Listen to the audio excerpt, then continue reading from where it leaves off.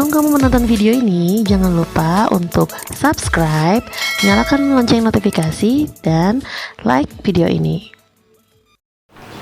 Selamat pagi semuanya. Pada hari ini kita akan masuk ke materi baru, yaitu sistem peredaran darah pada manusia. Nah, sebelum kita membahas tentang materi sistem peredaran darah, Ibu akan menyampaikan kompetensi dasar yang harus kalian capai pada pembelajaran ini. Kompetensi dasar pada sistem peredaran darah terdapat pada poin 3.7, yaitu menganalisis sistem peredaran darah pada manusia dan memahami gangguan pada sistem peredaran darah, serta upaya menjaga sistem peredaran darah.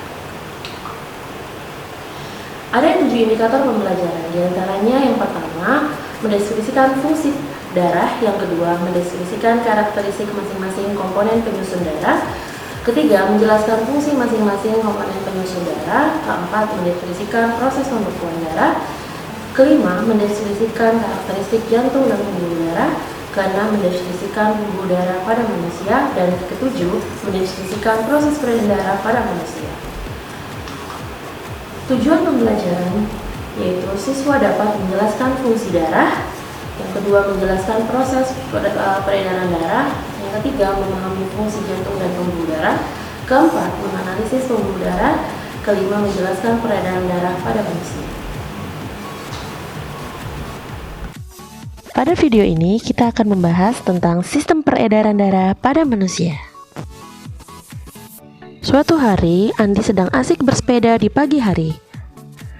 Kemudian, Andi terjatuh dan mengeluarkan darah.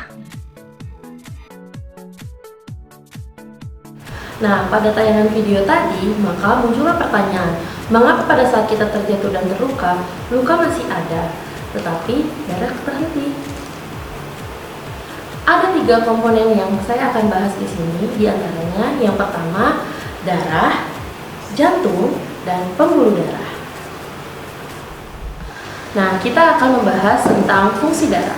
Fungsi darah yang pertama yaitu sebagai alat pengangkut berbagai substansi.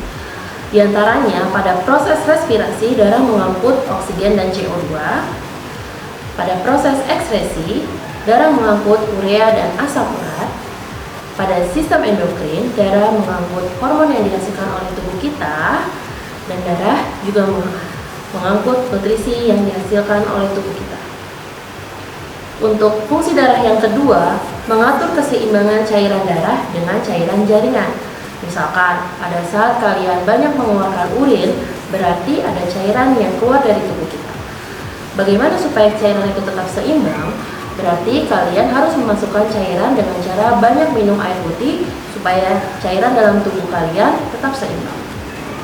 Untuk fungsi yang ketiga, mengatur keseimbangan pH darah. pH itu merupakan derajat asam basa pada darah.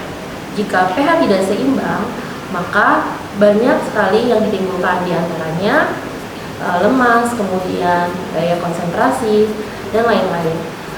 pH dikatakan seimbang apabila pH darah sekitar 7-10. Untuk fungsi darah yang keempat, mencegah pendarahan. Pada video yang tadi ditampilkan, pada saat terluka, kemudian luka masih ada tetapi darah terhenti, itu merupakan adalah tugas dari trombosit, di mana pada saat terjadi luka, trombosit akan membentuk benang-benang fibrin sehingga menutup luka yang ditimbulkan akibat terjatuh. Kemudian fungsi yang terakhir yaitu sebagai alat pertahanan tubuh, di mana itu merupakan tugas dari leukosit atau sel darah putih. Pada saat leukosit melihat ada benda asing yang masuk ke dalam tubuh, dia akan bergerak secara amoeboid untuk memakan kuman yang dianggap sebagai benda asing yang masuk ke dalam tubuh kita. Komponen darah terbagi menjadi 2, ada plasma darah dan sel darah. Sel darah dibagi menjadi 3, ada eritrosit atau sel darah merah, leukosit, sel darah putih, dan ada trombosit, yaitu keping darah. Berbeda dengan eritrosit, leukosit terbagi menjadi 2, ada granulosit dan agranulosit. Granulosit merupakan sel darah putih yang memiliki granul, sementara agranulosit sel darah putih yang tidak memiliki granul.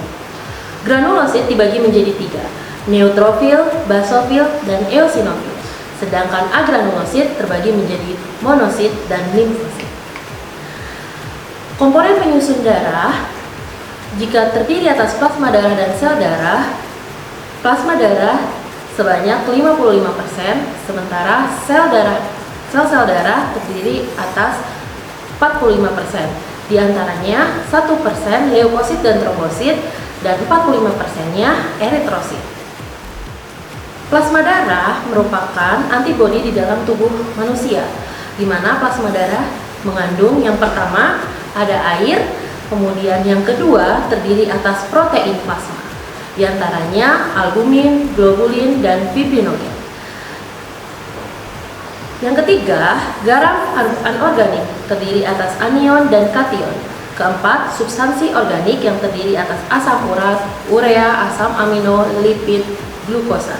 Dan juga plasma darah terdiri atas hormon dan juga enzim.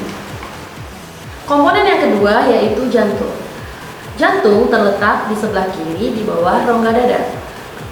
Ukurannya sekepalan tangan orang dewasa dan memiliki berat 300 gram. Sekarang kita akan menjelaskan bagian jantung. Untuk nomor 1, merupakan jantung bagian atrium atau serambi kanan. Poin 2, merupakan ventrikel atau bilik kanan. Ketiga, atrium atau serambi kiri. 4, ventrikel atau bilik kiri.